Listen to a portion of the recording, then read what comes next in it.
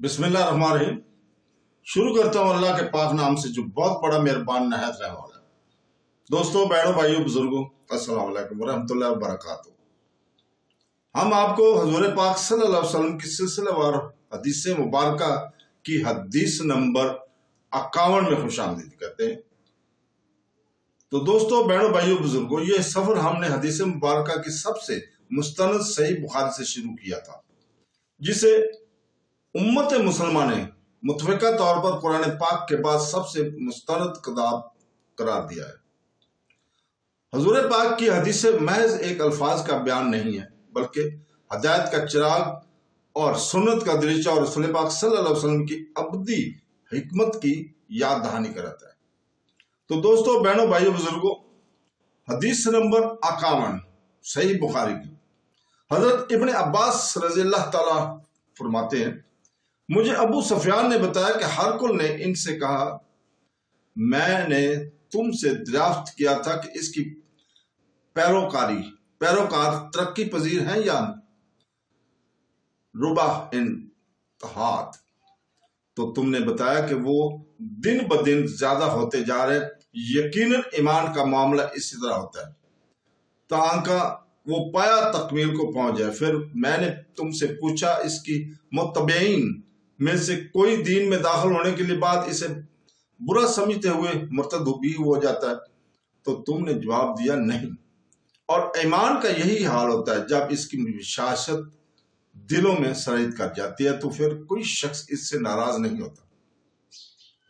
तो दोस्तों, बहनों, भाइयों, बुजुर्गों, इसने कहा कि मैंने रसूल पाक सल्लल्लाहु अलैहि वसल्लम से सुना है, आप फरमा रहे थे हलाल ज़ाहिर है और हराम भी ज़ाहिर है, और इन दोनों के दरमियान कुछ मुश्तबा चीजें हैं जिन्हें अक्सर लोग नहीं जानते।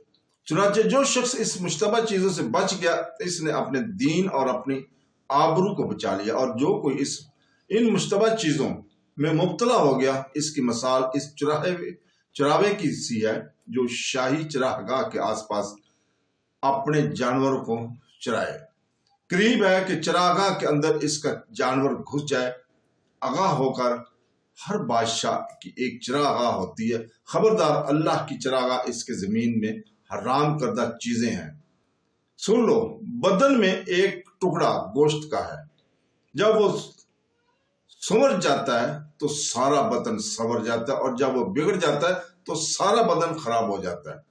आगाह हुआ, वो टुकड़ा दिल है।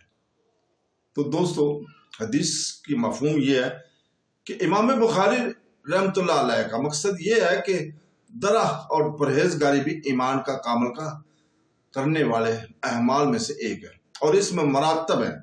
लिहाजा ईमान और दीन भी मरातब है। ईमान के लिए इनका बजा लाना इसके समर आवर होने का बहस है, और इनका तर्क कर देना ईमान को कमजोर कर देने के मुतरादिफ है। तो दोस्तों, बहनों, भाइयों, बुजुर्गों, कल तक के लिए इजाजत चाहते हैं। कल इंशाअल्लाह ताला हम अगली लेकर आएंगे आपके सामने हदीस नंबर, और अल्लाह ताला के शुक्रगुजार है कि उसने हमें अपने नबी करीम सल्लल्लाहु अलैहि वसल्लम के पैगाम को से नवाजा, और हम दुआ करते हैं कि अल्लाह ताला हमें हदीस मुबारक को समझने और इसके ऊपर अमल का पैरा होने की तौफीक अता फरमाए। आमीन सुम आमीन। अल्लाह हाफ़िज़।